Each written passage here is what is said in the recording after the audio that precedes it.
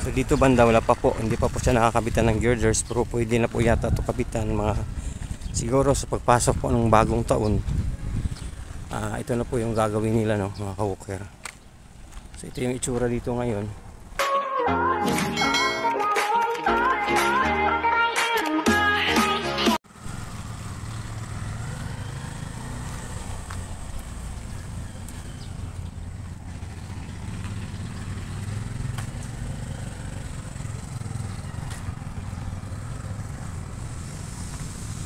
Good morning mga ka-walker, no? Welcome po ulit dito sa ating panibagong update. Ito po yung ating year-end update ngayong 2024. So ngayon lang po tayo nakapag-update ulit dito guys sa ginagawang viaduct flyover sa May Ulas. So ito yung ilan sa mga girder, no, na ikakabit doon sa ginagawang flyover dito mga ka-walker. So bago tayo mga ka-walker, no, magandang araw po sa inyong lahat. Ayan mga ka-walker,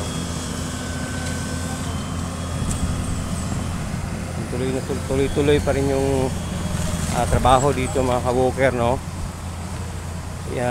Ito pa yung ilan sa mga girder na ikakabit dyan sa ginagawang flyover.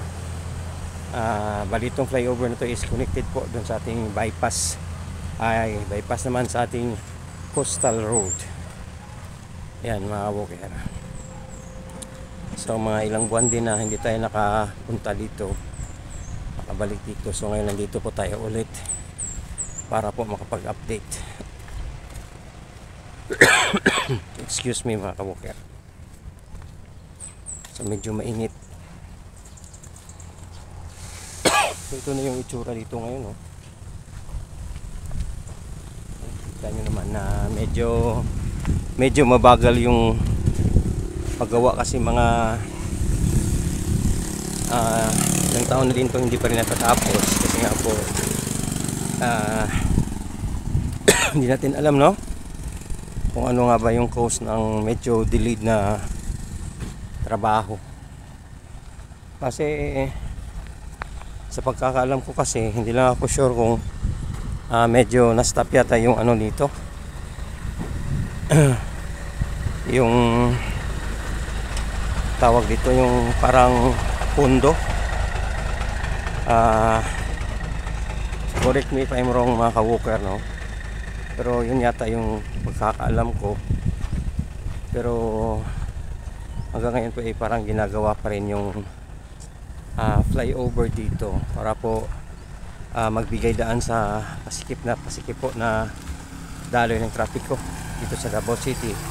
Kasi nga po ang Davao City is isa po sa tawag dito, isa po sa growing city dito sa Mindanao. Medyo lumalaki po yung niya, no, growth niya mga ka-walker, no. Kaya ngayon nag-i-improve po lalong lalo ang Davao City. So tingnan natin mga ka-walker kung mga ilang ilang girders na yung naikabit. Kasi last time nandito tayo parang konti pa lang yun.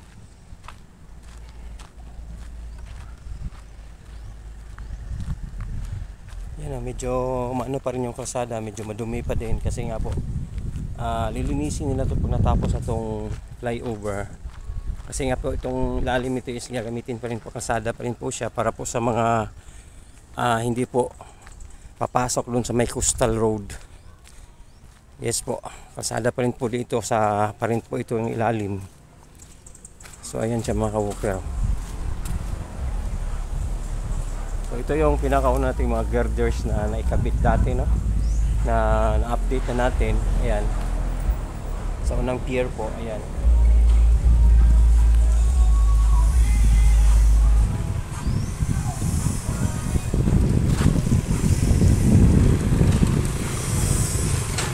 Yung kalsada po is medyo mabato na, pero may dumadaan pa rin na ilang mga sasakyan dito.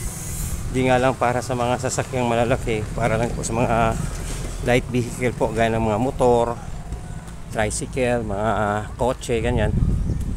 So So talaga nakabitan na siya, no, ng mga girders. So ilang ano na yung nakabitan, no? Apat na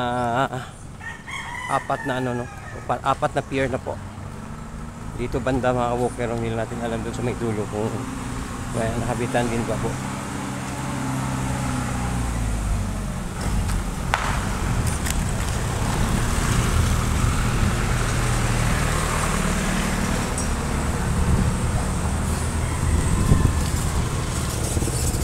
So yung mga negosyo dito banda, mga walker, mga establishment dito, mga commercial establishment po dito sa mismo sa may ginagawang viaduct is medyo humina yung ano, no, kasi nga po yung ilan nagsara.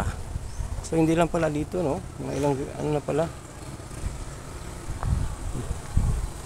5 na pala po, limang pier na po yung nakabitan ng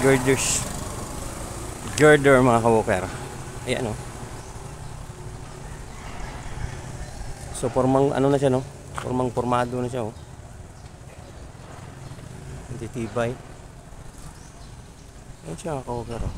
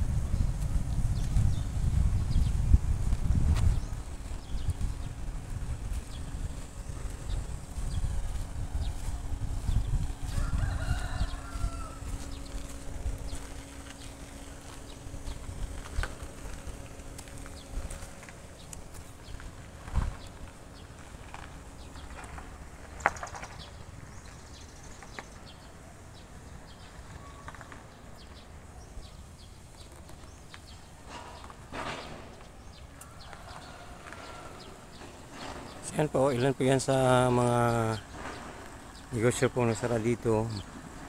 Temporary po kasi nga po sa ginagawang ano dito.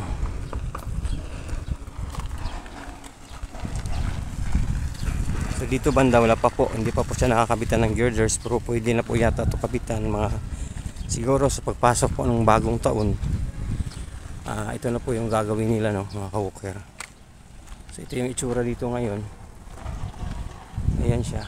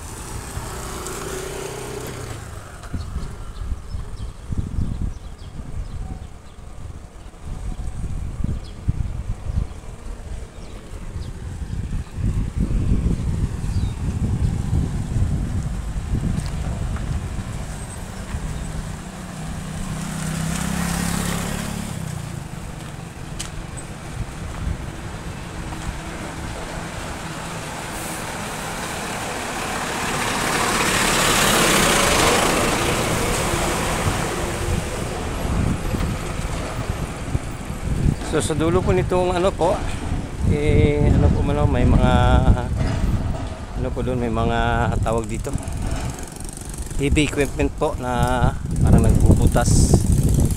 Kasi nga po ano to sa kabila din nito is coastal road na po siya. So may gumagawa din po doon ng mga pier.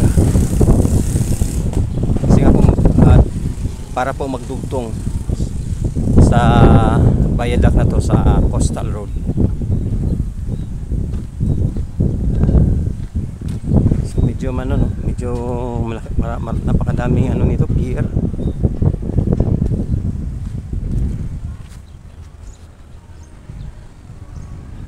Ito palang banda parang 12 pier na po yung nakikita ko.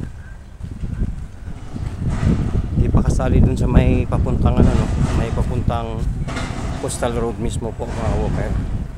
So maya maya lang po is tatapos na po ako mga ka-walker, no? Unahan ko na po kayo. Merry Christmas po at manikong bagong taon sa inyong lahat. Sana sa susunod na taon is tuloy-tuloy na po tayo makapag-update para po makapagbigay ng mga kaganapan po sa mga ginagawang proyekto dito sa Davao City. At sana po at sabay-sabay nating susuportahan ng ating mga pinakamamahal na mga Duterte, lalo na si Tatay Digong. Yan po. Kasi po kung di po dahil sa kanila, hindi po magkakaganito yung Davao, no? Na napakaganda na napakalaki ng improvement. Ayan po. So abang-abang lang po tayo kasi parang talagang lumalaki yung pag ng Davao City, kahit ang dami pong mga naninira, pero tuloy-tuloy pa rin po sa pag-usbong ang Davao City mga kabukid.